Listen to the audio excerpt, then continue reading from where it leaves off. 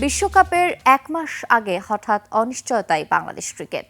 টি-20 বিশ্বকাপ খেলতে হলে ভারতেই যেতে হবে, এমন বার্তা বিসিবিকে দিয়েছে আইসিসি।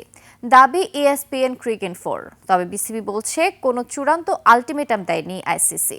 ভারতের নিরাপত্তা নিয়ে শঙ্কা আর আইসিসির কঠোর অবস্থানের মাঝে জটিল হয়ে উঠছে বাংলাদেশের বিশ্বকাপ ভবিষ্যৎ।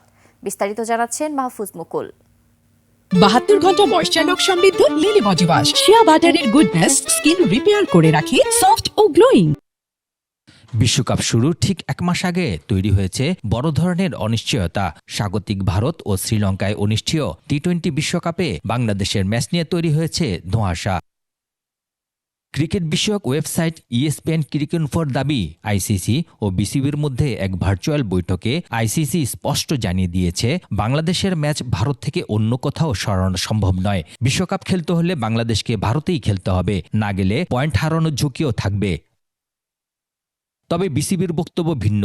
বোর্ডের দাবি, আইসিসি এমন কোনো চূড়ান্ত সিদ্ধান্ত বা আলটিমেটাম দেয়নি। এখন পর্যন্ত এ বিষয়ে আইসিসি বা বিসিবির পক্ষ থেকে আসেনি কোনো আনুষ্ঠানিক বিবৃতি। এই সংকটের পেছনে রয়েছে আরেক নাটকীয় ঘটনা। আইপিএলের নিলামে ৯ কোটি ২০ লাখ রুপিতে মুস্তাফিজুর রহমানকে কিনেছিল কলকাতা নাইট রাইডার্স, কিন্তু সম্প্রতি বিসিসিআইয়ের নির্দেশে তাকে দল থেকে বাদ দিতে বাধ্য হয় KKR। কারণ জানানো হয়নি আইপিএল গভর্নিং কাউন্সিলের কোনো বৈঠকও। এই ঘটনার পরেই ভারতের নিরাপত্তা নিয়ে প্রশ্ন তোলে বিসিবি। বোর্ড জানায়, বিশ্বকাপে ভারতে কোনো ম্যাচ খেলবে না বাংলাদেশ। এমনকি সর্বোচ্চ নিরাপত্তা আশ্বাস পেলেও অবস্থান বদলাবে না তারা।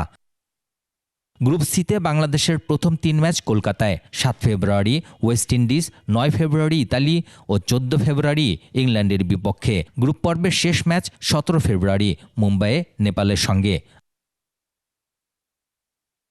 আইসিসি যদি অবস্থানে অনড় থাকে আর বিসিবি যদি সরকারের সিদ্ধান্তের বাইরে না যায়, তাহলে বিশ্বকাপের আগে বাংলাদেশের সামনে দাঁড়াবে কঠিন বাস্তবতা। এখন দেখার, এই সংকটে শেষ পর্যন্ত কোন পথে হাঁটে বাংলাদেশ ক্রিকেট। মাহফুজ মুকুল, একুশে টেলিভিশন।